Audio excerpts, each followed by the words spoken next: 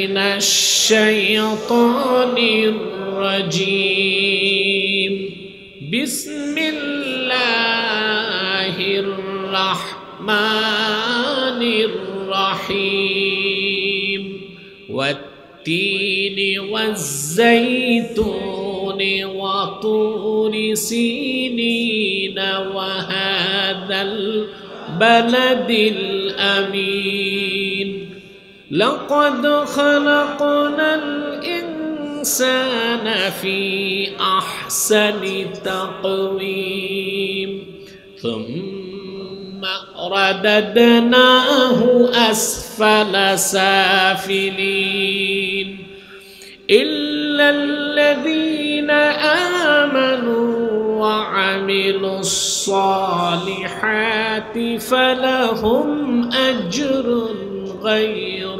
ممنون فما يكذبك بعد بالدين أليس الله بأحكم الحاكمين আমি আপনাদের সামনে তেলাওয়াত করেছি সূরা আত-তিন। এই সূরাটি আমাদের সবার মুখস্থ আছে, কিন্তু ব্যাখ্যা, ফজিলত, তাৎপর্য আমরা কিছুই বুঝি না, ঠিক না? আমি এই সূরাটিকে কেন্দ্র করে নির্ভরযোগ্য মুফাসসির এবং মুহাদ্দিসগণের দৃষ্টিকোণ থেকে কিছু কথা আপনাদের সামনে তুলে ধরার চেষ্টা করব ইনশাআল্লাহ। সূরাটি মাক্কিয়া। সূরাটিতে আল্লাহ তাআলা ৮টি আয়াত নাজিল করেছে। শুরুতেই তিনি 4টা কসম করেছেন, সুবহানাল্লাহ। ওয়াত-তিন ওয়াজ-জাইতুন ওয়া তুরি সিনিন ওয়া হাযাল বালাদিল আমিন। শপথ 3 ফলের, শপথ জাইতুনের, শপথ বরকতময় তুর পাহাড়ের, শপথ মুহাম্মদ সাল্লাল্লাহু আলাইহি সাল্লামের মাওলিদ, নিরাপত্তার নগরী এই মক্কার।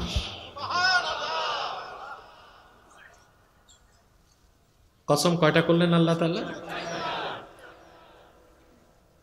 খুব সংক্ষেপে 4টা বিষয়ের ব্যাখ্যা দিচ্ছি। বিশ্ববরেণ্য মুফাসসির ইমাম জালালউদ্দিন সুয়ুতী রাহমাতুল্লাহি আলাইহি তিনি ওয়াত-তিন ওয়াজ-জাইতুনের ব্যাখ্যায় লিখেন, মাকুলাইনে আল্লাহ 2টা খাদ্যের কসম করছেন, একটা 3 ফল, একটা জাইতুন ফল। আবার তিনি বলেন আও জাবালাইনে ইউমবিতানিল মাকুলাইন, কিংবা সেই 2 পাহাড়ের কসম করেছেন যেই 2 পাহাড়ে এই ফল 2টা হয়। কিন্তু অধিক সংখ্যক মুফাসসিরের মতে আল্লাহ কসম করেছেন 3 ফলের, কসম করেছেন জাইতুনের। 3 হচ্ছে একটা ফল। বাংলাদেশে মনে করি আমরা ডুমুর, কিন্তু বাদুরে খাই এই ডুমুর আর আরব দেশের 3 এক জিনিস না। সুবহানাল্লাহ। এই ফটলে আপনারা যারা হজ করেছেন সৌদি আরবে দেখেছেন, তায়েফে প্রচুর পরিমাণ 3 ফল হয়। আমি তায়েফে যে এবার রমজানে একেবারে কাঁচা 3 ফলও খেয়েছি, আলহামদুলিল্লাহ। এই ফলের ফজিলত অনেক বেশি। আল্লাহর হাবিব সাল্লাল্লাহু আলাইহি ওয়াসাল্লাম বলেছেন, হাদিস শরীফে এসেছে, উহদিয়া লি রাসূলিল্লাহি সাল্লাল্লাহু আলাইহি ওয়াসাল্লাম তাবাকুম মিনাত-তিন ফাকালা মিনহু। আল্লাহর হাবিবের কাছে 3 ফলের হাদিয়া আসলো। নূর নবীজি 3 ফল খেলেন আর সাহাবায়ে কেরামকে বললেন তোমরাও খাও। লাউ কুলতু ইন্না ফাকিহাতান নাযালাত মিনাল জান্নাহ লা কুলতু হাযিহি, আমি যদি বলতাম জান্নাত থেকে একটা ফল নাজিল হয়েছে, আমি বলতাম সেই ফলটা হলো 3 ফল। বলেন সুবহানাল্লাহ। ইমামে রাজি তাফসীর কবিরে লেখেন, এই ফলটি খেলে ইউজিলু নাকহাতাল ফামি, মুখের দুর্গন্ধ দূর করে, চুলকে লম্বা করে। 3 ফল নিয়মিত খেলে কখনো প্যারালাইজড হবে না। প্রশ্ন হলো, এত এত ফল থাকতে আল্লাহ এই ফলটার কসম কেন করছেন? ঠিক না? খেজুর এত বেশি আরবে, খেজুরের কসম করতে পারতেন না? কথা বলেন। 3 ফলের কসম আল্লাহ কেন করলেন? ইমাম রাজি লেখেন তার একটা কারণ হচ্ছে, জান্নাতে আল্লাহ তাআলা আদম আর তার স্ত্রী হাওয়াকে বেহেশতে রাজত্ব দিয়েছিলেন, ঠিক না? আমাদের আদি পিতা আদম, আদি মাতা হাওয়া, তাদের বাড়ি কই ছিল? আমাদের আসল বাড়ি সুবহানাল্লাহ। বাপের বাড়ি আসল বাড়ি, মায়ের বাড়ি আসল বাড়ি। আর এখানে পৃথিবীতে আমরা হচ্ছে অস্থায়ী।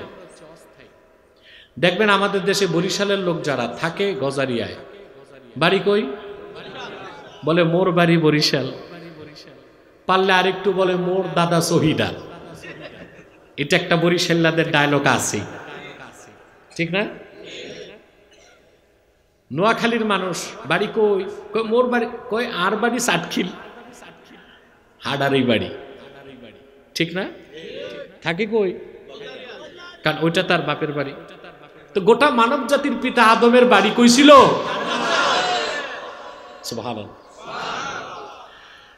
আল্লাহ রাব্বুল আলামিন বলেন, وَقُلْنَا يَا آدَمُ اسْكُنْ أَنْتَ وَزَوْجُكَ الْجَنَّةَ وَكُلَا مِنْهَا رَغَدًا حَيْثُ شِئْتُمَا وَلَا تَقْرَبَا هَذِهِ الشَّجَرَةَ فَتَكُونَا مِنَ الظَّالِمِينَ। আল্লাহ বলেন, আমি আদমকে আর তার স্ত্রীকে ডেকে বললাম, তোমরা বেহেশতে বসবাস করো, যা খুশি প্রাচুর্যের সাথে খাও। সুবহানাল্লাহ। ওয়া কুলা মিনহা রাগাদা, আই ওয়াসিআ, যত মন চায় খাও। আসলে বেশি খাওয়ার জায়গায় তো জান্নাত, কম খাওয়ার জায়গা আমরা করি উল্টা। দুনিয়াতে বেশি খাই, নিজের বাড়ি না দাওয়াত খেতে গেলে, ঠিক না? জম্মের খাওয়া খায়। শুনছিলাম 1-2 বন্ধু গেছে খেতে, একজন বসে বিয়ে বাড়িতে 10টা রোস্ট, 8টা ব্রোস্ট, 6 প্লেট পোলাও, 12 গ্লাস বোরহানি, 3 কেজি গরুর গোশত খাইছি। তো বন্ধু জিজ্ঞেস করে, কেমন খাইলা? খাইছি মোটামুটি, শরীরটা আজকে ভালো না। এই যদি হয় অসুস্থ শরীরের খাওয়া, তো সুস্থ শরীর ও তো ড্যাক সহ খাবে। আমরা যদি এই রকম খাদক হই, মানুষ তো ভয় তার দাওয়াত করবে না, করবে? কিন্তু আল্লাহর জান্নাতে আল্লাহর বান্দারা সারা দিন রাত যা খাবে, একটা ঢেকুর দিবে সব হজম হয়ে যাবে। তো বেশি খাওয়ার জায়গা, কম খাওয়ার জায়গা? আল্লাহ আদম আর হাওয়াকে বলেন, যা খুশি খাও, রাগাদান আই ওয়াসিআন, প্রাচুর্যের সাথে খাও। তবে ওয়ালা তাকরাবা হাযিহি শাজারা, এই একটা বৃক্ষের কাছেও যাবা না। যদি যাও জালেমদের কাতারে শামিল হয়ে যাবা। আদম আর হাওয়া শয়তানের প্ররোচনায় নিষিদ্ধ বৃক্ষের ফল খেল। এই ঘটনা বলা আমার উদ্দেশ্য নয়, কিন্তু নিষিদ্ধ বৃক্ষের ফল খাবার সাথে সাথে আল্লাহ তাআলা তাদের দুজনের জন্য জান্নাতকে হারাম করে দিলেন, পোশাক কেড়ে নিলেন। বেহেশতে দোনোজনই উলঙ্গ। ইমামে রাজি তাফসীর কবিরে লেখেন, ফাসাতারা আওরাতাহু বিওয়ারাকিত তিন, হযরতে আদম বিব্রতকর অবস্থায় বেহেশতের 3 গাছের পাতা দিয়া তার লজ্জা স্থানকে ঢেকে ফেললেন। সুবহানাল্লাহ বলবেন না? আমি কি মাহফিলে না কবরস্থানে? এটা মনে হয় আপনারা ভুলে গেছেন, এটা বুঝাইতে তো হবে। 3 গাছের পাতা দিয়ে হযরত আদম লজ্জাস্থান ঢাকলেন, ওনার স্ত্রীও ঢাকলেন। বাস ঘটনা এতটুকুই বললাম। আকাশের দরজা খুলে গেল, আদমকে আল্লাহ পাঠিয়ে দিলেন শ্রীলঙ্কায়, হাওয়াকে সৌদি আরবের জেদ্দায়। মা হাওয়ার মাজারটাও জেদ্দা মিউনিসিপ্যালিটির কবরস্থানে আমি জিয়ারত করেছিলাম। মাথার কাছে লেখা উম্মুনা হাওয়া, আমাদের সম্মানিতা জননী হাওয়া। অনেক লম্বা কবর। তো হযরত আদমের কবর কই? মিনাতে, মসজিদ আল খায়েফে। কথা বুঝতে পারছেন? এই যে আদম আলাইহিস সালাম লজ্জাস্থান ঢাকলেন 3 গাছের পাতা দিয়া, এই জন্য আল্লাহ তাআলা 3-এর ফজিলত তো বাড়ায় দিয়েছেন, কোরআন কারীমে কসম করেছেন। বলেন সুবহানাল্লাহ। এবার উত্তর পাইছেন? কথা বলে না। এরপর আল্লাহ কসম করলেন ওয়াজ জাইতুন। কিসের? জাইতুন হচ্ছে অলিভ। তবে আপনারা বাংলাদেশের যে জলপাই খান এইটা আর তুর পাহাড়ে যে জাইতুন হয় ওইটা অনেক পার্থক্য আছে, বুঝলেন? বিদেশ থেকে অলিভ অয়েল আসে না, ওটা জাইতুনের তেল। চিকিৎসা বিজ্ঞানী দেখেছে, চিকিৎসা বিজ্ঞানীরা কোন মানুষ যদি প্রতিদিন 7টা জাইতুন খায়, কয়টা? তার রক্তে এত অ্যান্টি অক্সিডেন্ট আল্লাহ তৈরি করে দিবেন, জিন্দিগিতে তার দেহে ক্যান্সারের জীবাণু বাসা বাঁধতে পারবে না। মাত্র 7টা। আমরা কত আজেবাজে জিনিস খাই, কথা বলেন। এমনও লোক আছে বাংলাদেশে প্রতিদিন ভ্যানসন 1 প্যাকেট। আমি জানি না 1 প্যাকেটের দাম কত, তা আপনি খান, বিক্রি করেন। ওনার দোকান আছে 350 টাকা 1 প্যাকেট। তো 350 টাকা 1 প্যাকেট যদি প্রতিদিন খায় তো মাসে কত? 10-12 হাজার টাকা সে সিগারেট খাচ্ছে, জীবনটা ধ্বংস করছে। নিকোটিনের বিষ তার রক্তে মিশে যাচ্ছে। সিগারেট খাওয়া হারাম, মাকরুহ তাহরিমা। ওই টাকাটা আপনি সাশ্রয় করে স্বাস্থ্যকর জিনিসগুলো খান। খেজুর খান, আঞ্জির খান, প্রতিদিন সকালে 7টা জাইতুন খান, আপনার দেহ হবে নিরোগ, কাজে প্রচুর স্পৃহা পাবেন এবং আপনার লিভার ফাংশন খুব ভালো থাকবে। ডাক্তার বলেছে জাইতুন খেলে। সুবহানাল্লাহ। জাইতুনের দাম বাড়লো কেন? এটা সবচেয়ে বেশি হয় তুর পাহাড়ে। সুবহানাল্লাহ বলবেন। আল্লাহ রাব্বুল আলামিন বলেন وَشَجَرَةً تَخْرُجُ مِنْ طُورِ سَيْنَاءَ تَنبُتُ بِالدُّهْنِ وَصِبْغٍ لِلْآكِلِينَ। আর তুর পাহাড়ে উৎপন্ন হয় সেই বৃক্ষ, সুবহানাল্লাহ, যার ফলগুলো তেল সমৃদ্ধ, জাইতুন, আর যা তরকারি হিসেবে মানুষের খাবারের জন্য উত্তম ব্যঞ্জন। হযরত ওমর রাদিয়াল্লাহু তাআলা আনহু পয়সা বাঁচাতে শুধুমাত্র জাইতুন তেল দিয়ে রুটি খেয়ে ফেলতেন। সুবহানাল্লাহ। এটা এমন এক ব্যঞ্জন, তরকারি, এটা রান্না করতে হয় না, রান্না করতে হয়। সুবহানাল্লাহ। আল্লাহ তাআলা 3-এর কসম করলেন, জাইতুনের। এরপর আল্লাহ তাআলা কসম করেন ওয়া তুরি সিনিন। তুর বরকত, সিনিন মানে মুবারক, বরকতপূর্ণ তুর পাহাড়ের কসম। খুব মনোযোগ দিয়ে শুনেন। আরবিতে পাহাড় 2 প্রকার, একটা হচ্ছে তুর, আরেকটা হচ্ছে জাবাল। একটার নাম তুর, আরেকটার নাম জাবাল। আম্মাল জাবাল আল্লাযী ফীহি আশজার ফাহুয়া তুর। যে পাহাড়ে প্রচুর বৃক্ষ থাকে ওইটাকে আরবিতে বলা হয় তুর। ওয়া আম্মাল জাবাল আল্লাযী লাইসা ফীহি আশজার, আর যে পাহাড়ে কোনো গাছপালা থাকে না, শুধু পাথর আর মাটি থাকে, ওইটাকে বলা হয় জাবাল। তুর পাহাড়ে প্রচুর জাইতুন বৃক্ষ, সবুজ এবং চিত্তাকর্ষক, এই জন্য সেটাকে আল্লাহ জাবাল বলেন নাই, তুর বলেছেন। এই পাহাড়টার এত দাম বাড়লো কেন? কারণ এই পাহাড়েই আল্লাহ তাআলা মুসা নবীর সাথে সরাসরি কথা বলেছিলেন। সুবহানাল্লাহ বলেন। বুঝতেছেন? মুসা আলাইহিস সালাম বিয়ে করেছিলেন শোয়েব আলাইহিস সালামের মেয়ে, জানেন না? ওনার মুসা নবীর বাড়ি ছিল মিশর, শ্বশুর বাড়ি ছিল মাদিয়ান। কোথায়? মাদিয়ান। এটাকে মাদায়েনও বলা হয়। বুঝতেছেন? শ্বশুর বাড়িতে বিয়ের পর তিনি 8 বছর কাটাইছেন। কত বছর? আমার দেশে শ্বশুর বাড়ি যে থাকে ওরে বলে ঘর জামাই, ঠিক না? আমি দেখেছি গোয়ালঘরের বলদ আর ঘর জামাই, ওই ঘর জামাইয়ের দামটা বলদের চেয়েও কম। যুবকদেরকে আমার নসিহত, প্রয়োজনে রিক্সা চালাবা, শ্বশুর বাড়িতে ঘর জামাই হবা না।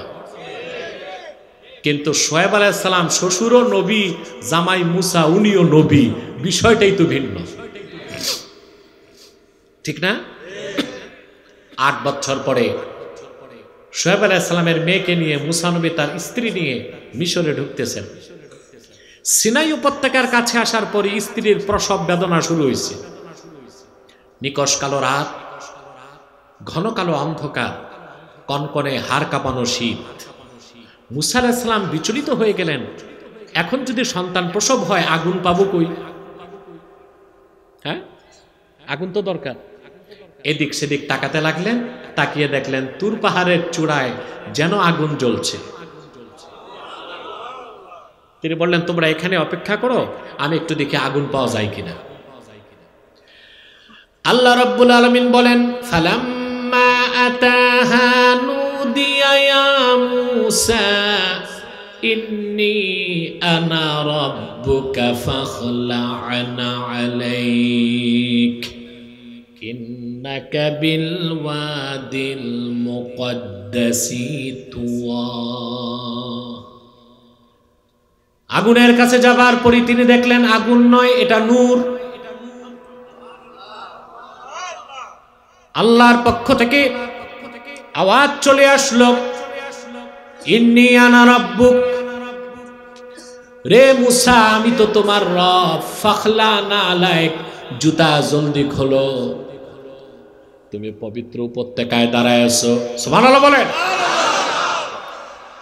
ওয়া আনা ইখতারতুকা ফাসতামি' লিমা ইউহা ইন্নানি আনাল্লাহু লা ইলাহা ইল্লা আনা ফা'বুদনি ওয়া আকিমিস সালাতা লিযিকরি। মুসা, আমি তোরে নির্বাচন করছি রসুল হিসেবে, যা ওহী করা হয় মন দিয়া শোনো। ইন্নানি আনাল্লাহ, আমি তো আল্লাহ, লা ইলাহা ইল্লা আনা, এই আকাশ ও জমিনে আমি ছাড়া কোনো মাবুদ নাই। ফাবুদনি ওয়া আকিমিস সালাতা লিযিকরি, আমার গোলামি করো মুসা, আমার জিকির হিসেবে নামাজ কায়েম করো। সুবহানাল্লাহ। প্রথম ওহী হলো মুসা নবীর উপর।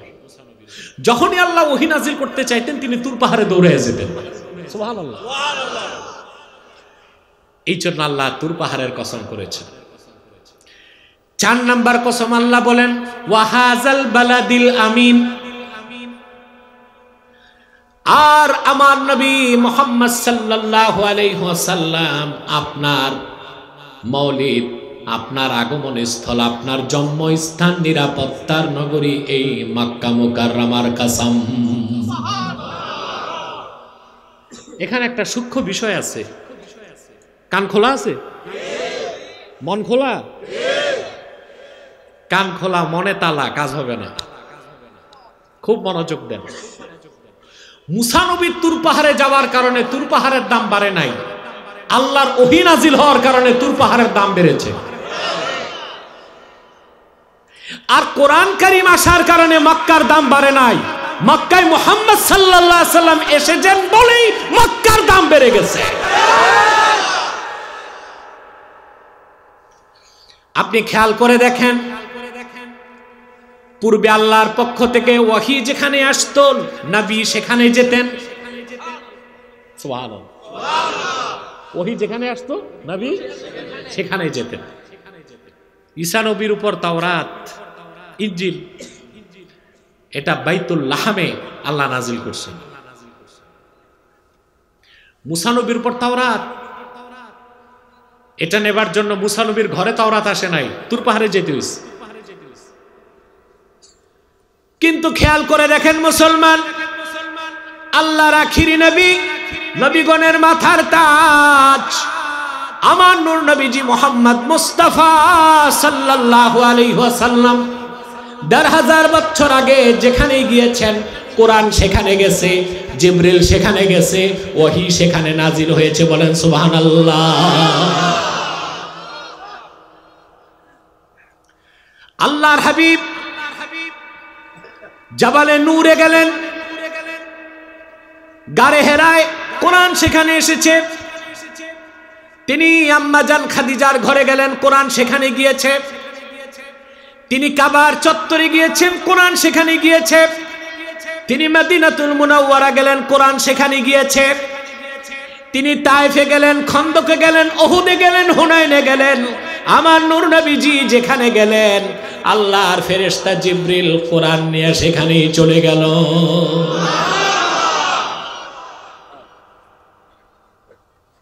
পূর্বের নবীদের কাছে জিবরিল কয়বার আসছে?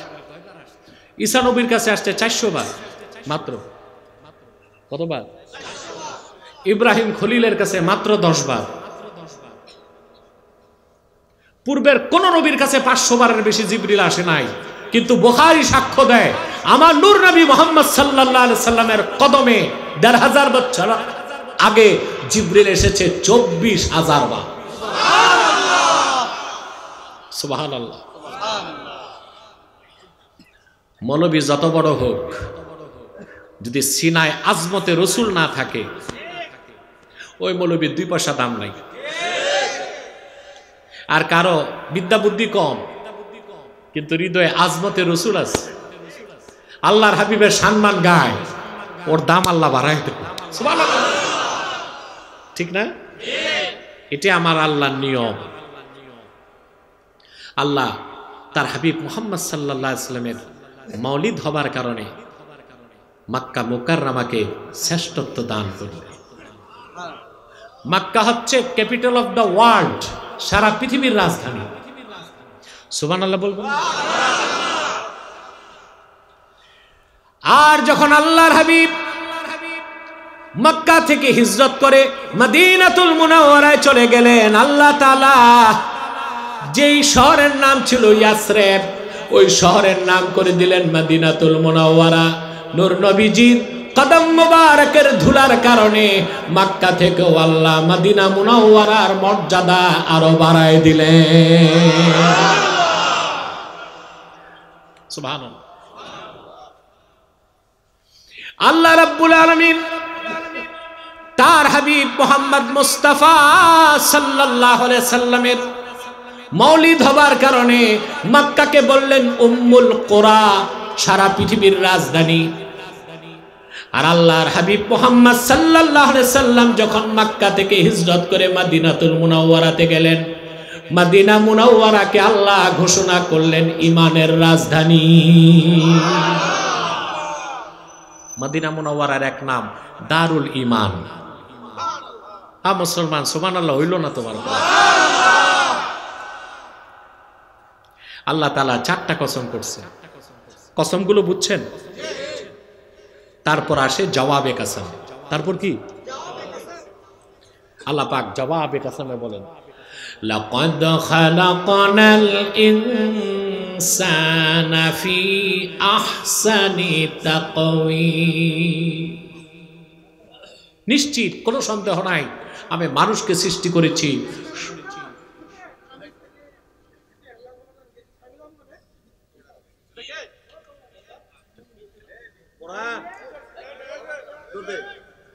কিচ্ছু না, কিচ্ছু না। কিছু পাগল ছাগল টাইপের শ্রোতা আসে, এগুলো আসে মুরুলি আর ঝালমুড়ি খাইতে, বাট তারা ডিস্টার্ব ক্রিয়েট করে। এগুলিকে আবার স্বেচ্ছাসেবকদের দেখে শুনে রাখতে হবে। যাক, খুব সুন্দর পরিবেশ আছে। আমরা কথা বলতে বলতে প্রায় তো 1 ঘন্টা চলে গেছে ভাই। আর আধা ঘন্টা কষ্ট করব? কে কে হাত তুলা আমার আল্লাহকে দেখাই না? হাত নামান। আল্লাহ কবুল করুন।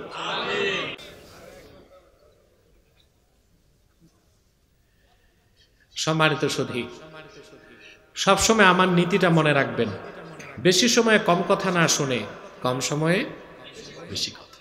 সুবহান। ওখানে ওয়াজ থাকে, আওয়াজ থাকে না। আর যখন আনলিমিট টাইম বক্তা কথা বলে, ওয়াজ আর থাকে না, আওয়াজ থাকে, ঠিক না? সম্মানিত সুধী, আল্লাহ বললেন, নিশ্চয় আমি মানুষকে সৃষ্টি করেছি সবচেয়ে সুন্দর গঠনে, আকৃতিতে, সুরতে। মানুষের চেয়ে সুন্দর কিচ্ছু নাই। আল্লাহ তাআলার সৃষ্টির মধ্যে আল্লাহ মানুষকে সবচেয়ে বেশি ভালোবাসেন। আল্লাহর প্রিয় সৃষ্টি মানুষ। আল্লাহ সম্মান দিয়েছেন মানুষকে বেশি। আল্লাহ তাআলা মানুষকে ভালোবাসেন বেশি, তার মর্যাদাও বেশি। সুবহানাল্লাহ বলে। এই জল আর স্থলে আল্লাহ মানুষকে তো কর্তৃত্ব দিয়েছেন, সম্মান দিয়েছেন, ঠিক না? ফেরেশতা নূরের তৈরি, জমিনে কর্তৃত্ব ফেরেশতার না মানুষের? মানুষের চেয়ে কত ভয়ঙ্কর সৃষ্টি আছে পৃথিবীতে। জিন, হ্যাঁ, বাতাসে উড়ে, কর্তৃত্ব জিনের না মানুষের। আল্লাহ রাব্বুল আলামিন বলেন, ওয়ালাকাদ কাররামনা বানি আদম ওয়া হামালনাহুম ফিল বাররি ওয়াল বাহরি ওয়া রাযাকনাহুম মিনাত তাইয়্যিবাত। আল্লাহ রাব্বুল আলামিন বলেন, আমি আদম সন্তানদেরকে সম্মানিত করেছি, রেসপেক্টেড করেছি, ইজ্জতওয়ালা বানিয়েছি, জল এবং স্থলে তাদেরকে কর্তৃত্ব দিয়েছি। আর এই পৃথিবীর সবচেয়ে দামি জিনিসগুলো তাদের জন্য রিজিক বানিয়ে দিয়েছি। জলে কর্তৃত্ব কার? আল্লাহর বান্দার। জলে কর্তৃত্ব কার? জলে সবচেয়ে বড় প্রাণী নীল তিমি, ঠিক না? একটা বড় নীল তিমির লেজে 7টা হাতি দাঁড়াইতে পারে। কিন্তু জলে কর্তৃত্ব কি তিমি মাছের না মানুষের? স্থলে সবচেয়ে বড় প্রাণী হচ্ছে হাতি। মানুষের পিঠে হাতি বসে না হাতির পিঠে মানুষ? সেমনে খুশি অমনে হাতিরে চড়ায়, দেখেন না সার্কাস খেলায়? হাতি বাধ্য, মনে মনে কয় আল্লাহ তোরে শ্রেষ্ঠত্ব দিছে, আমি তোর বশ্যতা মেনে নিছি, নইলে সুর দিয়া পেছায় একটা দিলেই কিন্তু আমলেট। তো কর্তৃত্ব কার? হাতির না মানুষের? আল্লাহ তাআলার প্রিয় সৃষ্টি মানুষ। মানুষের চেয়ে সুন্দর আল্লাহ কিচ্ছু বানান নাই।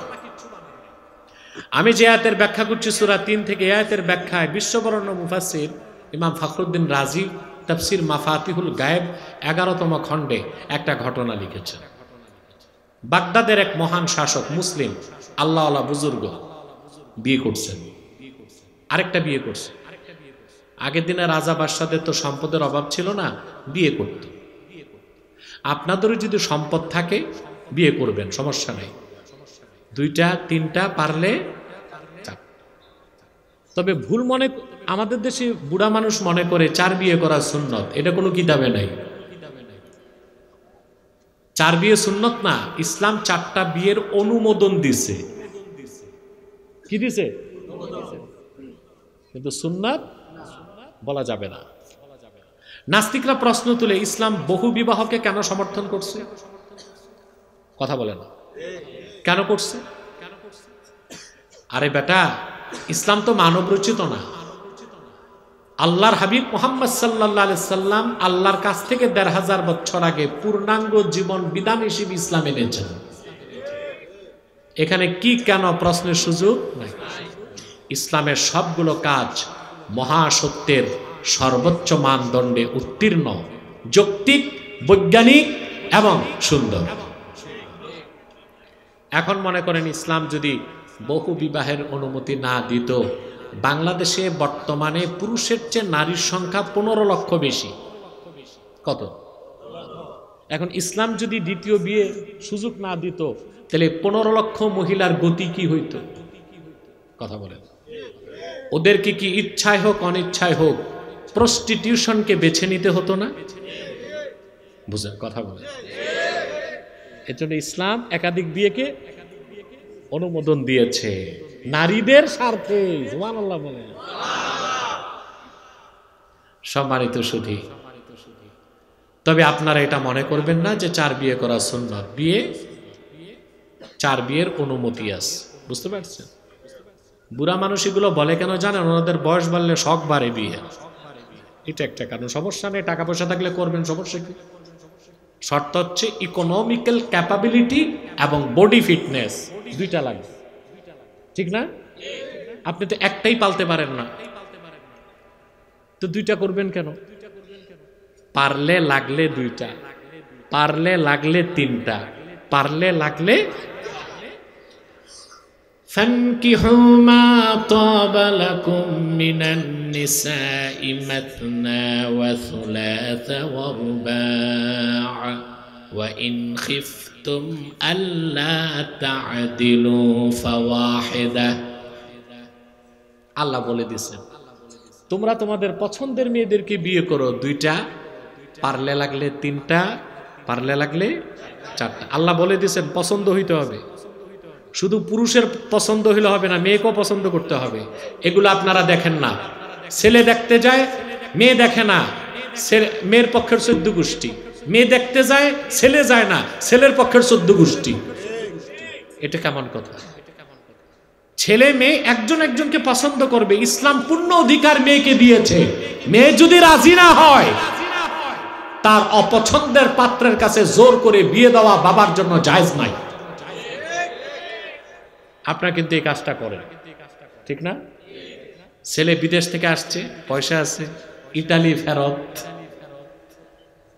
সুন্দরী মেয়েটারে জোর করে, নাক নকশা নাই, মানচিত্র ভালো না, এটার কাছে বিয়ে দেয়।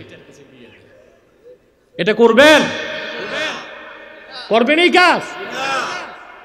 মেয়ের চুজ কি জানতে হবে। মেয়ে যদি বলে বাবা পছন্দ আছে, তখন পারবেন। এগুলো আপনারা করেন না। মেয়ে টাকা পায় কিন্তু সোল অফ মাইন্ড, মনের শান্তি পায় না, তখন বাধ্য হয়ে মেয়েটা পরকীয়ায় লিপ্ত হয়। ছেলের সংসারটা নষ্ট হয়, মেয়ের সংসারটা নষ্ট হয়। এর জন্য ইসলামের হুকুম, পর্দা এত কঠিন হওয়ার পরও ছেলে মেয়েকে দেখবে, মেয়ে ছেলেকে দেখবে। এগুলো মানবেন? কথা বলে না। তা আমি বলে গেলাম, পারলে লাগলে 4 বিয়া করেন, আর নইলে একটাই। মাওলানা আশরাফ আলী থানভী রহমতুল্লাহ, ওনার ছেলে মেয়ে হতো না, তিনি 2য় বিয়ে করেছিলেন। 2য় বিয়ের পর এই 2 স্ত্রীর মধ্যে প্রায় ঝগড়া হতো। ফিতনা থেকে বাঁচতে তিনি ছোট স্ত্রীকে বুঝায়া তালাক দিতে চাইলেন।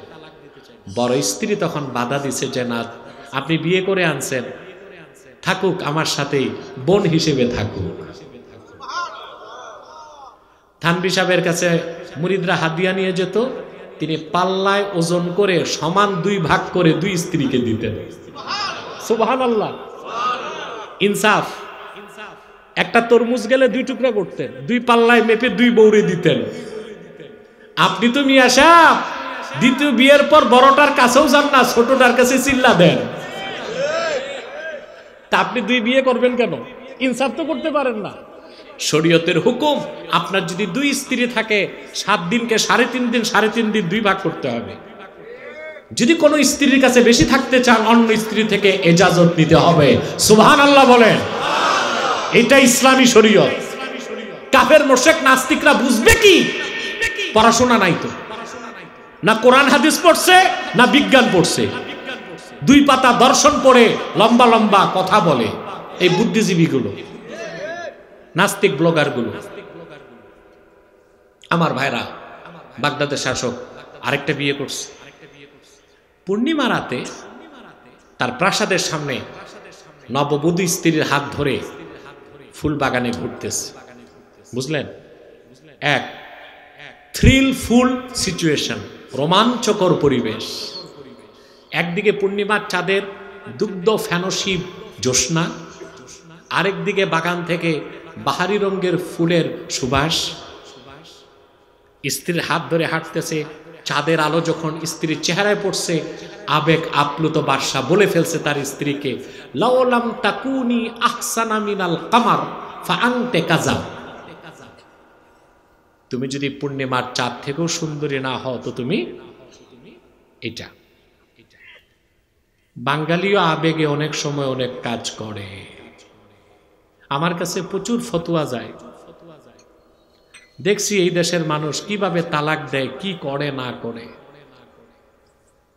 একজন প্রশ্ন করছে যে খুশির ঠেলায় আমি বউকে বলছি মা, আমি বলছি বউ তালাক হয় নাই, গুনাহ হইছে। আবার মহিলা মায়ের খাইয়া বাঁচার জন্য স্বামীর তুই আমার বাবা, আমি বলছি এটাও তালাক হয় নাই, গুনাহ হইছে। এগুলো হয় কিন্তু আপনাদের এলাকায়। আরেক বেকুফ নাদান রাগের মাথায় বউকে তালাক দিছে, তুই তালাক, তোর মায় তালাক, তোর নানি তালাক। আরে হারামজাদা, তুমি না তোমার বউয়ের মালিকানা পাইছো, ওর মা আর ওর নানিরে তালাক দর তুমি। আসলে আপনারা বলেন না হুজুগে বাঙালি, আমি বলি না বুঝে বাঙালি, আবেগে অনেক কাজ করে ফেলে, ঠিক না? সম্মানিত সুধী, বাদশা তো বলে ফেলছে যদি তুমি চাঁদ থেকেও সুন্দরী না হও তুমি এটা। রাতের অবসান ঘটল, চাঁদ ডুবে গেল, সূর্যোদয় ঘটল, আরেকদিকে বাদশার বিবেকের উদয় ঘটল। সকালবেলা সে সমস্ত আলেমদেরকে ডাকলো রাজপ্রাসাদে আর বলল, আমি আবেগ আপ্লুত হয়ে আমার স্ত্রীকে এই কথা বললাম, আমার মনে হয় আমার স্ত্রী চাঁদ থেকে সুন্দর হতে পারে না, আমার স্ত্রী টিকছে নাকি। আপনারা জানেন রাষ্ট্রে, সমাজে, দেশে এক ধরনের মৌলবী থাকে, দরবারি মৌলবী, হালুয়া রুটি খায়। এরা খবর পাইলেই, বাংলাদেশও দেখবেন গণভবনে দৌড়াইছে আগে 16 বছর দৌড়াইছে না মৌলবীগুলো, হালুয়া রুটির ভাগ নিতে 16 বছর দৌড়াইছে। আমরা দৌড়াই নাই, আমরা দূর থেকে পরামর্শ দিছি। পতিত পরাজিত শক্তি যদি আলেমদের পরামর্শ নিত, এইভাবে 45 মিনিটে এক কাপড়ে দেশ ছেড়ে পালাতে হতো না। আমরা বলতাম, আমাদেরকে চোখ রাঙাতো, সৎ পরামর্শগুলো নিত না। মৌলবী যেগুলো যে দালালি করতো, এগুলো রে হালুয়া রুটির ভাগ দিত। ওই যে এক মৌলবী বলছিল আপনি নিশ্চিত বেহেশতি। মৌলবী নিজে জানতো না সে বেহেশতে যাবে কিনা। যেই মহিলাটা শিরক করেছে, কুফর করেছে, আয়না ঘরে অসংখ্য মানুষকে যে নির্যাতন করেছে, হালাকু খান, চেঙ্গিস খানও এইভাবে মানুষকে নির্যাতন করে নাই। যার হাতে আলেম ওলামার রক্ত লেগেছিল, সে কেমন করে বেহেশতে যায়?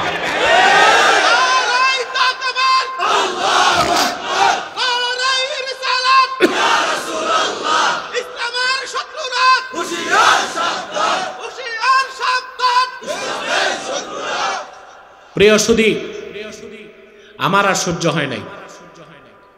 আমিও মৌলবীকে নামটাম নেই নাই, এরকম কত মৌলবী দেশে আছে। আমি একটু শাসন করছিলাম, মৌলবী আটঘাট ভাঙছে, আমারে কেস টেস দিয়া জেলে ঢুকাবে। কত মামলা হইল আমার বিরুদ্ধে। ভবেরচর ঈদগায় মামলা হয় নাই, আমাকে 1 নম্বর আসামি দিছে। কুখ্যাত কাফেরদের ইন্ধনে একদল বেঈমান সেখানে অরাজকতা করতে এসে গণপিটুনি খাইছিল, আমাকে দিয়েছে 1 নম্বর আসামি। শুনছেন না? এরকম বহুত মামলা আমার বিরুদ্ধে হয়েছে। 1 সেকেন্ডের জন্য আমি জেলে যাই নাই, কারণ কে জেলে যাবে আর কে যাবে না, কার ফাঁসি হবে হবে না, ফায়সালা গণভবনে হতো না, হতো কই?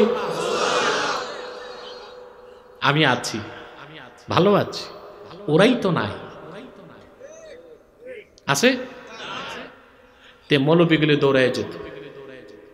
এখন যারা ক্ষমতায় আছে আমাকে তো ডাকে, আমি তো যাই না। বুঝেন কেন যাই না? আমার কথা আমি যদি নিশ্চয়তা পাই ওরা আমার কথা শুনবে, ওদের দরজায় সকাল বিকাল 70 বার যাব। আর যদি নিশ্চয়তা না পাই, আমি কেন ট্যাগ লাগাবো? বরং আমি দূর থেকে পরামর্শ দিব। আমার কিছু পরামর্শ বর্তমান সরকার নিছে, ভারতের বিরুদ্ধে যে 3টা নীতির কথা আমি সরকারকে বলেছি তারা গ্রহণ করতে চাচ্ছে, আলহামদুলিল্লাহ। তো দূরে থেকে পরামর্শ দেওয়াই ভালো না?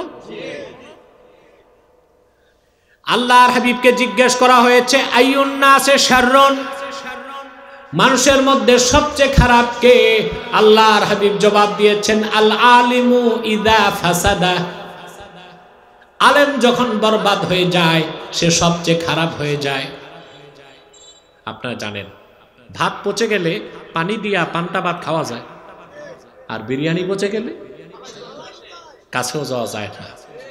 আলেম যখন পচে যায় ওটা খারাপ হয়ে যায়, ঠিক না? তো সকল যুগে রাজা বাদশাদের কাছে দরবারি আলেমরা দৌড়ায়। বাদশা যখন ফতুয়ার জন্য ডাকছে আলেমের আর অভাব হয় নাই, দরকারি সরকারি দরবারি সব যে বাদশার কাছে উপস্থিত। মহারাজা কি সমস্যা বলেন, আমরা প্রস্তুত আছি। এখন বাদশা বলল আমি তো আবেগ আপ্লুত হয়ে গতকাল স্ত্রীকে বলেছি তুমি যদি চাঁদ থেকেও সুন্দরী না হও তুমি। সকল আলেম বলল যে না, যা হওয়ার হয়ে গেছে, আপনার স্ত্রী যতই সুন্দরী হোক চাঁদ থেকে সুন্দরী হতে পারে না। একজন কম বয়স্ক যুবক আলেম দাঁড়ায় গেছে। ইমাম রাজি তার তাফসিরে লিখেছেন ওই আলেমের নাম ছিল ইয়াহইয়া ইবনু আকসাম। কি নাম? তিনি দাঁড়ায় বললেন আপনার স্ত্রীর তালাক হয় নাই। সমস্ত আলেমরা রেগে গেল আর বলল হাল খালাফতা শুয়ুখাক, তুমি কি তোমার ওস্তাদদের বিরোধিতা করো নাকি? তোমার এলেম বেশি না আমাদের এলেম বেশি? ইয়াহইয়া বিন আকসাম বলল কদ আফতা মান হুয়া আ'লামু মিন্না, ফতোয়া তো আমার না, তার স্ত্রী তালাক হয় না এই ফতোয়া হচ্ছে তার যার এলেম সবচেয়ে বেশি। আলেমরা বলল তিনি কে? তিনি বললেন তিনি হলেন হুয়াল্লাহ। আল্লাহর ফতোয়ায় আমি বলছি তার স্ত্রী তালাক হয় নাই। বলে কেন? দলিল? তখন তিনি সূরা ৩ পড়তে লাগলেন ওয়াত-তিনি ওয়াজ-যাইতুনি ওয়া তুরি সিনিনা ওয়া হাযাল বালাদিল আমিন। আল্লাহ রাব্বুল আলামিন 4 বার কসম করে তারপরে বলেছেন লাকাদ খালাকনাল ইনসানা ফি আহসানি তাকওয়িম, নিশ্চয় আমি মানুষকে সবচেয়ে সুন্দর আকৃতিতে সুরতে সৃষ্টি করেছি। তাহলে আল্লাহর কোরআন সাক্ষ্য দেয় প্রকৃত মানুষ সে চাঁদ থেকেও সুন্দর, সূর্য থেকেও সুন্দর, ফুটন্ত গোলাপের চেয়েও একজন মানুষের সৌন্দর্য বেশি। বলেন সুবহানাল্লাহ। এখন প্রশ্ন হচ্ছে ওটা কোন মানুষ? এটা প্রশ্ন না, ওইটা আবার আল্লাহ স্পষ্ট করে দিয়েছেন। পরের আয়াতে আল্লাহ বলেন তুম্মা রাদাদনাহু আসফালা সাফিলিন, মানুষকে আমি সবচেয়ে সুন্দর সুরতে তৈরি করেছি, অতঃপর মানুষটাকে আমি নিম্ন থেকে নিম্ন স্তরে টেনে আনি। তো কোন মানুষ? জবাব লাগবে না? আল্লাহ সামনে বলেন ইল্লাল্লাযীনা আমানু ওয়া আমিলুস সালিহাতি ফালাহুম আজরুন গায়রু মামনুন। তারা ছাড়া তাদেরকে আমি নিকৃষ্ট স্তরে টেনে আনি না, মানুষ হিসেবে সৃষ্টি করে তাদেরকে মৃত্যু পর্যন্ত মানুষই রাখি। বয়স যত বাড়ে তাদের দাম বাড়ে। তারা হচ্ছে ওই সব লোক যারা ঈমান এনেছে আর নেক আমল করেছে। বলেন সুবহানাল্লাহ। তাহলে ইনসানে কামেল, প্রকৃত মানুষ, যার মর্যাদা, যার সৌন্দর্য, যার শ্রেষ্ঠত্ব ফেরেশতার চেয়েও বেশি, সেই লোকটা যেই সেই মানুষ না, মুমিন হতে হবে। বলেন সুবহানাল্লাহ। ঈমান থাকতে হবে। কি থাকতে হবে? দেখেন আপনি, এটাই হচ্ছে আজকের টিচিং সবাক। আরো কিছু কথা বাকি আছে, বলে নিব না? দেখুন মানুষকে আল্লাহ তৈরি করে কি সুন্দর আকার আকৃতি দিয়ে। সুবহানাল্লাহ। মানুষের চেয়ে সুন্দর কোন সৃষ্টি আল্লাহ বলেন অতঃপর তাকে আমি টেনে নেই নিম্ন স্তরে। মানুষ যখন বুড়া হয় তার দাঁত পড়ে যায়, তার মেরুদণ্ড বাঁকা হয়ে যায়, শ্রবণ শক্তি কমে যায়, দৃষ্টিশক্তি ম্লান হয়ে যায়, দাঁড়ালে মাথা ঘুরায়, মাজায় ব্যথা, চামড়া কুচকে যায়, ভুরুগুলো পড়ে যায়, তার সৌন্দর্য, দৈহিক সৌষ্ঠব, দেহের লাবণ্য কিছুই কি থাকে? আর যত বুড়া হয় তার গ্রহণযোগ্যতা, তার দাম কমতে থাকে। কথা বলে, বয়স যখন হয়ে যায় কিছু মনে থাকে না। মনে থাকে? আল্লাহ রাব্বুল আলামিন বলেন, আমি মানুষকে সুন্দর আকৃতিতে সৃষ্টি করেছি, কিন্তু যারা ঈমানদার আর নেক আমল করে বার্ধক্যের সময় তাদের দাম কমে না, আল্লাহ তাদেরকে বঞ্চিত করেন না। মুফাসসিরগণ লিখেন, মানুষের বয়স যখন মুমিন যদি হয় ৭৫ বছর যদি পার হয়ে যায়, তাকে বলা হয় আরজালুল ওমর। যে লোকটা সারা জীবন ঈমানকে সিনায় লালন করে নামাজ পড়তো, যখন তার বয়স বেড়ে যায় আর আজান শোনে না, নামাজের কথা মনে থাকে না, কখন ফজর, কখন জোহর, কখন আসর, কখন মাগরিব, কখন এশা, কিছুই মনে থাকে না। কিন্তু যে লোকটা ঈমানের সাথে সারা জীবন নেক আমল করে, আল্লাহ পাক বলেন তার নামাজ বন্ধ হয় কিন্তু সময় মতো আমল নামায় সওয়াব ট্রান্সফার হয়ে যায়। আমি তারে পেনশন দেই। সুবহানাল্লাহ কইবেন। কাফের মুশরিকের তো চাকরিই নাই, পেনশন করতে। পেনশন কার? মুমিনের। সুবহানাল্লাহ বলবেন। আল্লাহ বলেন মুমিন যখন বৃদ্ধ হয়ে যায়, ঠিক না?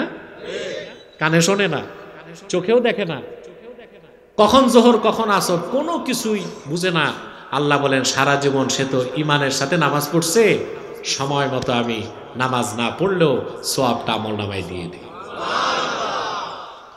রোজা রাখতে পারে না, সারা মাস রোজা রাখার সওয়াব দিয়ে দেই। যৌবনকালে দাঁড়ায় তাহাজ্জুদ নামাজ পড়ত, বার্ধক্যের সময় কনকনে শীত পানি ধরতে পারে না, তাহাজ্জুদের সময় আমি সওয়াবটা তার আমল নামায় দিয়ে দেই। সকাল সন্ধ্যা জিকির করত, বার্ধক্যের কারণে আর পারে না, জিকিরের সওয়াবটা আমি লিখে দেই। এই জন্য আল্লাহ তাআলা বলেন ফালাহুম আজরুন গায়রু মামনুন। তারা ছাড়া যারা ঈমান এনেছে, নেক আমল করেছে, ফালাহুম আজরুন গায়রু মামনুন, আয় ফালাহুম আজরুন গায়রু মাকতু, তাদের জন্য রয়েছে নিরবিচ্ছিন্ন পুরস্কার। আর আমল করতে পারে না, আমল বন্ধ, সওয়াব চালু। সুবহানাল্লাহ বলে। এটা আল্লাহর পক্ষ থেকে পেনশন। এটা কি? চাকরি করেন পেনশন নেন না? চাকরি থাকলে বোনাস, চাকরির পরে। কিন্তু যাতে চাকরি নেই, আমার দেশে এমন অনেক নাদান মুসলমান আছে ঠিক মতো চাকরি করে না, বোনাস নেবার জন্য শবে বরাতে মসজিদের প্রথম কাতারে দাঁড়ায় থাকে। নাদানটা ফজর পড়ে নাই, জোহর পড়ে নাই, আসর পড়ে নাই, মাগরিব পড়ে নাই, গোসল করে হালুয়া রুটি খাইয়া শবে বরাতের দিন এশার সময় সামনের কাতারে দাঁড়াইছে।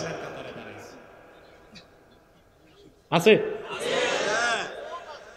বেচারা মুয়াজ্জিন 3 কাতার পিছে, ওর জায়গা নাই। ইমাম বেঁচে গেছে, তার জায়গা রিজার্ভ না, ইমামের জায়গা হয়তো বারান্দায়। স্টেজে এত উঠাউঠি কেন? চুপচাপ বসো না তোমরা, নইলে তো অ্যালার্জির ওষুধ দিতে হবে। আর 15 মিনিট ইনশাআল্লাহ, নড়াচড়া করবেন না, ঠিক আছে? আমি 8 আয়াত থেকে কিছু কিছু কথা শোনায় মুনাজাত করে দিচ্ছি ইনশাআল্লাহ, কিছু জরুরি কথা বলে। বুঝতেছেন? ফজর জোহর আসর মাগরিবের খবর নাই, বল্টু চৌধুরী শবে বরাতে হালুয়া রুটি খাইয়ে আসার সময় ঢুকছে, সারা রাত নামাজ পড়ছে। গেছে কি বেতন নিতে না বোনাস নিতে? ফজরের সময় নামাজ পড়ে বাড়ি আসছে, চোখ দুটা কদম ফুলের মতো, হালুয়া রুটি খেয়ে আরেক ঘুম দিছে, এক ঘুমে জোহর আসর মাগরিব গেছে। একদিকে আসার সময় আজান হয়, আর বল্টু চৌধুরীর দোকানে ঢুকে ক্যারাম বোর্ড খেলতে। কালকে সারা রাত উনি ইবাদত করছে। চাকরি নাই, বোনাস চায়, ঠিক না? আল্লাহ বলেছেন যারা ঈমান আনবে, সারা জীবন নেক আমল করবে, সুম্মা রাদাদনাহু আসফালা সাফিলিন, বার্ধক্যের সময় তাদেরকে আমি যখন অক্ষম করে দিব, ব্রেন কাজ করবে না, চোখ কাজ করবে না, কান কাজ করবে না, তখন সময় মতো আমি সওয়াবগুলো তাদের লিখে দেব। আর কাফের মুশরিক সর্বাবস্থায় অপবিত্র, তার সবকিছুই হচ্ছে হাইওয়ানের মতো, পশুর মতো। কারণ কাফের মুশরিকের ঈমান নাই, আমল থাকার তো প্রশ্নই আসে না। তাহলে আমরা আজকে কি শিখলাম? আমরা যদি পরিপূর্ণ মানুষ হতে চাই, সুন্দর মানুষ হতে চাই, পবিত্র মানুষ হতে চাই, আমাদের লাগবে ঈমান আর নেক আমল। ঈমান আর নেক আমল থাকবে তো ইনশাআল্লাহ। আমাদের ঈমান আছে বলেই তো আমরা রাত 12টার পর বসে আছি। এখন অভাব শুধু নেক আমলের। নেক আমলের মধ্যে সবচেয়ে বড় নেক আমল সালাত। কোনটা? নামাজ। অটোরিকশার ভাইরা তোমরা আছো, তোমরা যদি 5 ওয়াক্ত নামাজ পড়তা, বেহেশতে যাইতে তোমাদের ঠেকায় কি? উকিল, ম্যাজিস্ট্রেট, আমলা কামলা, মন্ত্রী, এমপি, তাদের টাকার মধ্যে ভেজাল আছে, কিন্তু শ্রমিক রিক্সা চালায়, অটো চালায়, রক্ত পানি করা ঘামের পয়সা দিয়া সে যে কাপড় পরে নামাজ পড়বে, তার নামাজ কবুল হবেই হবে। সে যদি আমার আল্লাহকে পবিত্র কাপড়ে, পবিত্র মনে একটা সাজদা করে, 7 আকাশ 7 জমিনের চেয়ে ওই সাজদার দাম আল্লাহর কাছে বেশি হয়ে যাবে।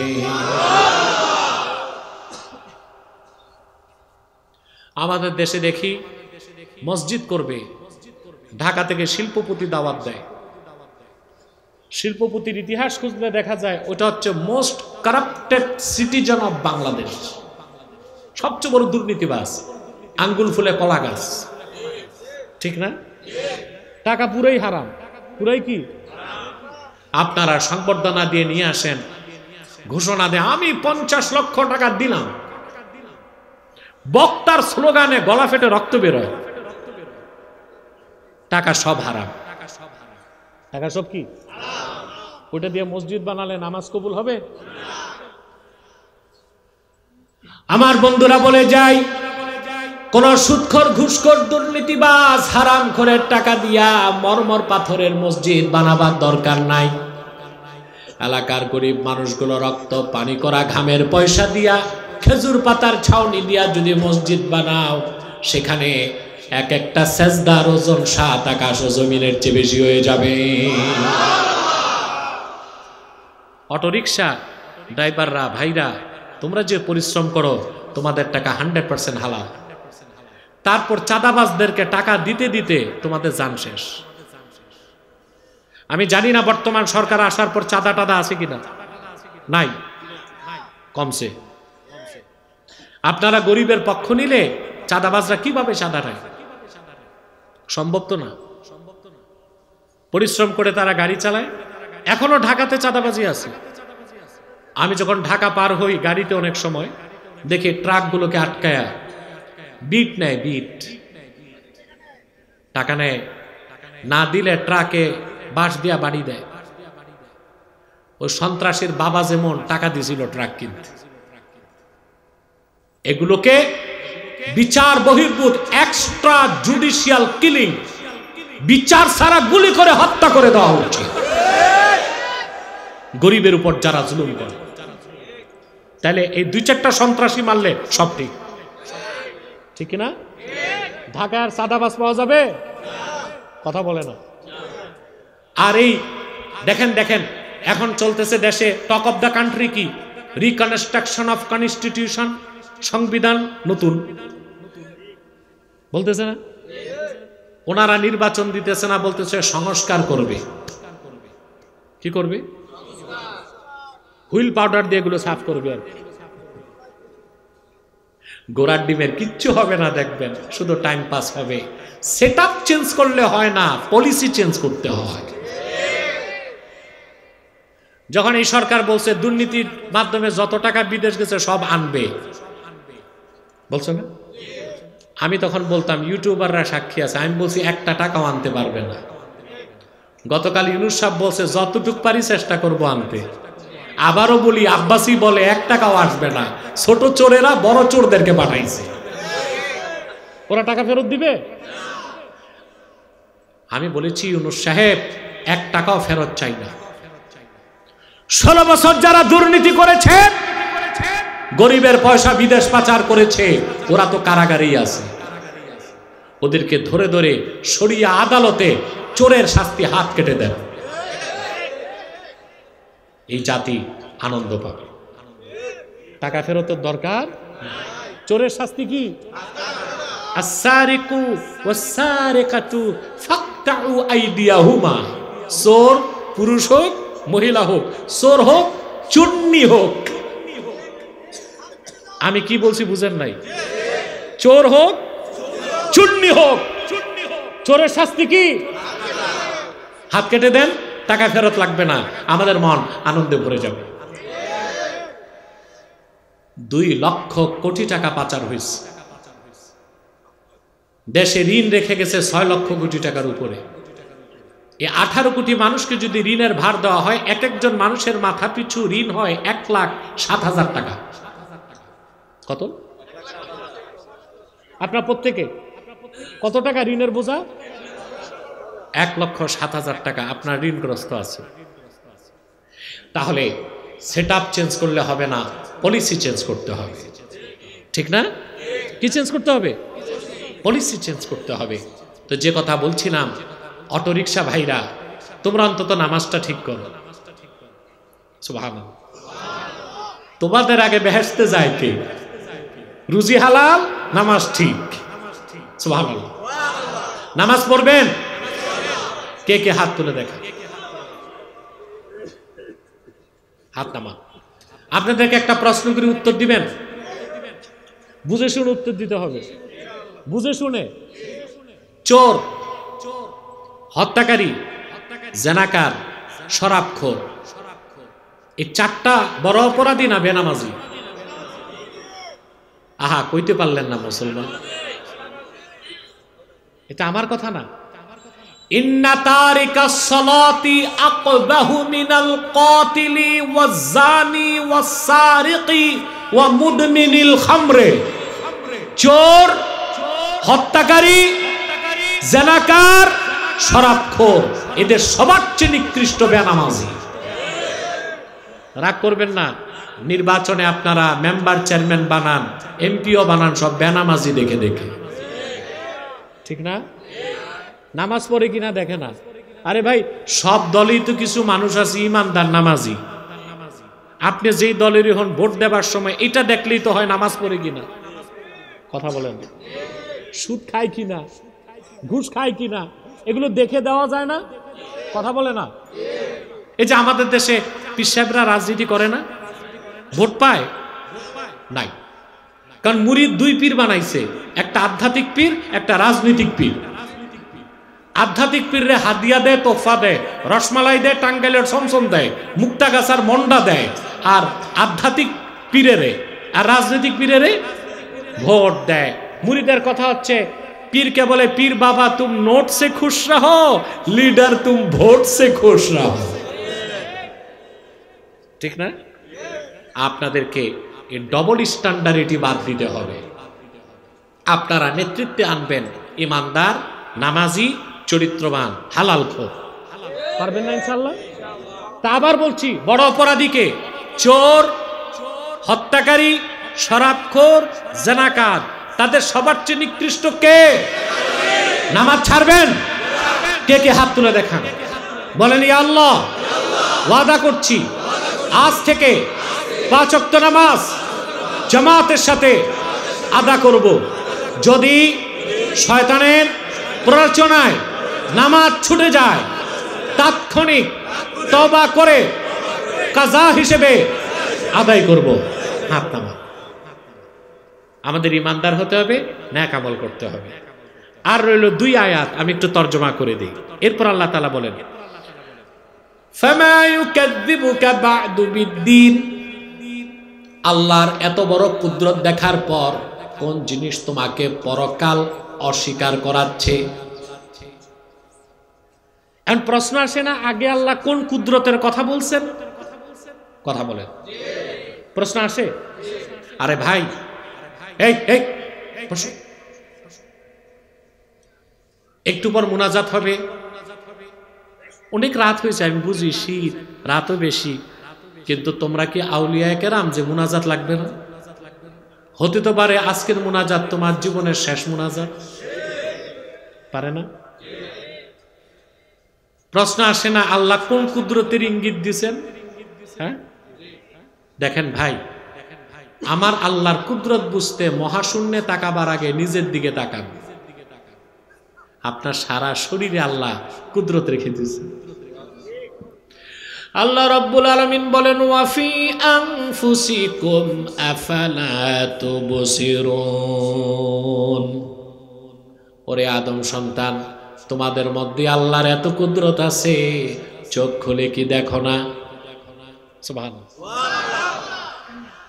আল্লাহ বললেন, আমার কুদরত দেখার পর কিভাবে কোন জিনিস তোমাকে পরকাল অস্বীকার করাচ্ছে, কুদরতটা কি দেখেন। একটা পরিবারে দাদা দাদি, বাবা নাতি, ঠিক না? এক ক্ষেতের চাল, এক চুলার ভাত খাচ্ছে।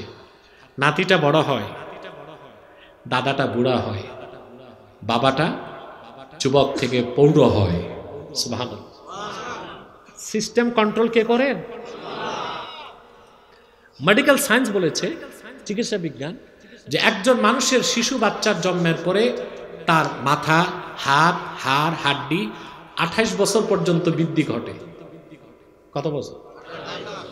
এরপরে আল্লাহ তাআলা সিস্টেম ঘুরায় দেন, আর বৃদ্ধি নাই, বয়স বাড়ে, ক্ষয় শুরু। চিকিৎসা বিজ্ঞানের ভাষায় এই যে প্রথম যে বৃদ্ধি, এটাকে বলে উপচিতি, এরপর যে ক্ষয়, ওইটাকে বলে অপচিতি। কি বলে? একজন মানুষ ভালো খাবার খেলে যদি তার দেহটা ভালো থাকতো, তাতে মানুষ তাল গাছের মতো লম্বা হইতে থাকতো। সুবহানাল্লাহ। শিশু বাচ্চা যত খায় তার দেহের বৃদ্ধি ঘটে। যুবক যখন খায়, যৌবন আর ধরে রাখতে পারে না, বার্ধক্যের দিকে যায়। বৃদ্ধ একই চুলার ভাত খায়, সে আরো বার্ধক্যের দিকে যায়। আল্লাহ পাক এটাই বললেন, আমি যে মানুষটারে এত সুন্দর করে বানাই, আবার আমি আল্লাহ তারে টেনে নিম্ন স্তরে নামাই। আমার যদি এমন অসীম ক্ষমতা থাকে, তাহলে কাল কিয়ামতের দিন আমি আবার হাসর ময়দানে কেন জিন্দা করতে পারবো না? পারবেন? সুবহানাল্লাহ।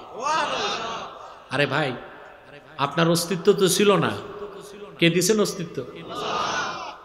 যার বয়স এখানে 50, 51 বছর আগে আপনি কি ছিলেন? চ্যাটার্জি, ব্যানার্জি, হাওলাদার, তালুকদার নাম ছিল? কথা বলেন। আপনি একটা নাম ছিল, কিছুই না। এই কিছুই না থেকে এত সুন্দর মানুষটা কে বানালেন? আল্লাহ রাব্বুল আলামিন বলেন, হাল আতা আলাল ইনসানি হিনুম মিনাদ দাহরি লাম ইয়াকুন শাইআম মাযকুরা ইন্না খালাকনাল ইনসানা মিন নুতফাতিন আমশাজ নাবতালিহি ফাজআলনাহু সামিআম বাসীরা। আল্লাহ রাব্বুল আলামিন বলেন, মানুষের জীবনের মধ্যে এমন একটা মুহূর্ত কি আসে নাই যখন মানুষটা উল্লেখযোগ্য কিছুই ছিল না। সেই কিছুই না থেকে এত সুন্দর মানুষ আমি আল্লাহ বানাই। মানুষটারে তৈরি করি তার বাবা আর তার মায়ের বীর্যের মিশ্রণ থেকে। সুবহানাল্লাহ। তাকে চক্ষুষ্মান করি, তাকে শ্রবণ শক্তি দেই। এই মানুষটাকে আবার আমি বার্ধক্যের দিকে টেনে নেই। সুবহানাল্লাহ। মানুষ যখন বুড়া হওয়া শুরু হয়, দুনিয়ার সব ভিটামিন খাইলে কাজ হবে? কথা বলে না। যদি কোনোভাবে বয়সকে আটকানো যেত, তো পৃথিবীতে ইহুদিদের বয়স হতো 400 বছর 600 বছর, যত চুরির টাকা তো ওদের কাছে। কথা বলেন, আমেরিকার প্রেসিডেন্ট একটা মরতো, ওদের টাকা বেশি। আমেরিকার বর্তমান জিডিপি রিজার্ভ হচ্ছে $23 ট্রিলিয়ন। কত আপনি চিন্তা করতে পারবেন না, টাকার নাই অভাব। আর এখন যেটা আছে ট্রাম না ড্রাম, কি নাম পাগলাটা, ওর তো নিজেরই বিলিয়ন বিলিয়ন ডলার। তো দামি দামি ওষুধ খায়া বেঁচে থাকতে পারতো না? পৃথিবীতে কিছু নাই, কুদরত কার? উপচিতি বন্ধ, শুরু হয় অপচিতি, এরপর চুল পাকবেই, দাড়ি চামড়া কুচকাবে, দাঁত পড়বে, সুবহানাল্লাহ। কানে কম শুনবে। আপনারা দেখছেন না ভাই, একটা বিশ্ব সংস্থার মিটিং এ যে এটা টক অফ দ্য ওয়ার্ল্ড, পৃথিবীর সব চ্যানেলে দেখাইছে বাইডেন বসে ঝুমতেছে। মুরগি অসুস্থ হলে যেমনি ঝুমে, ওইভাবে ঝুমতেছে। অনেকে ভাবছে মারা গেছে, ধাক্কা দিয়ে দেখে না বুড়া জিন্দা আছে, ঠিক না? এই কুদরত কার? আপনি কোনোভাবেই আপনার মৃত্যুকে ঠেকাতে পারবেন না, বার্ধক্যকে ঠেকাতে পারবেন না। সুবহানাল্লাহ।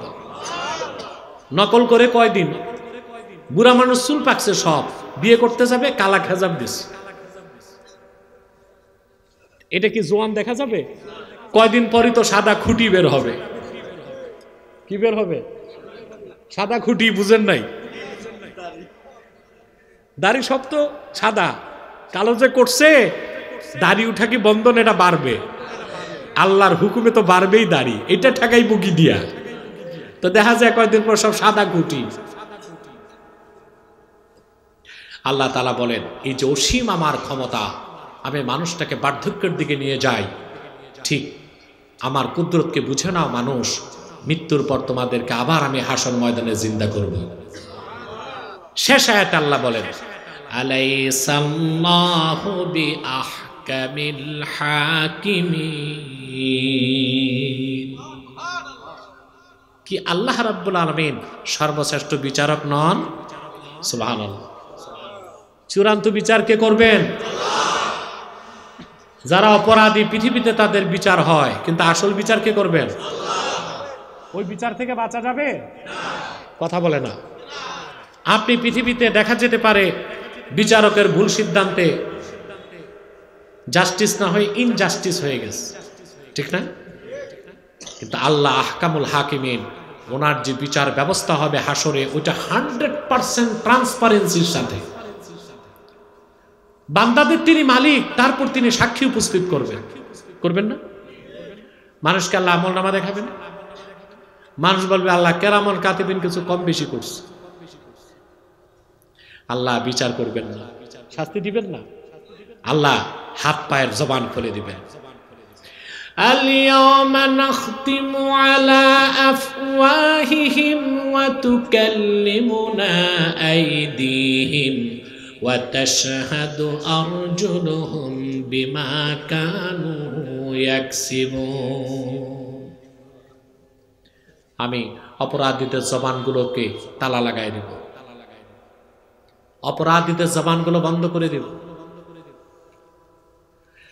অপরাধীদের হাতগুলো আমার সাথে কথা বলবে। যে চুরি করছে তার হাত সাক্ষ্য দিবে, আল্লাহ এই লোকটা চুরি করছে আমারে দিয়া, ফাইল ঠেকায় ঘুষ খাইছে, হাত সাক্ষ্য দিবে সে দুর্নীতি করছে। ক্ষেতের আইল ডাক্কাইছেন আরেকজনে, করেন না এগুলো? কথা আপনারা করেন না? বিচার আচারে দুই দিক থেকেই বাইপাস করছেন, এগুলো নাই তো গজারিয়া? একেবারে যে নাই তাও বলা যাবে না, আছে। তারপরে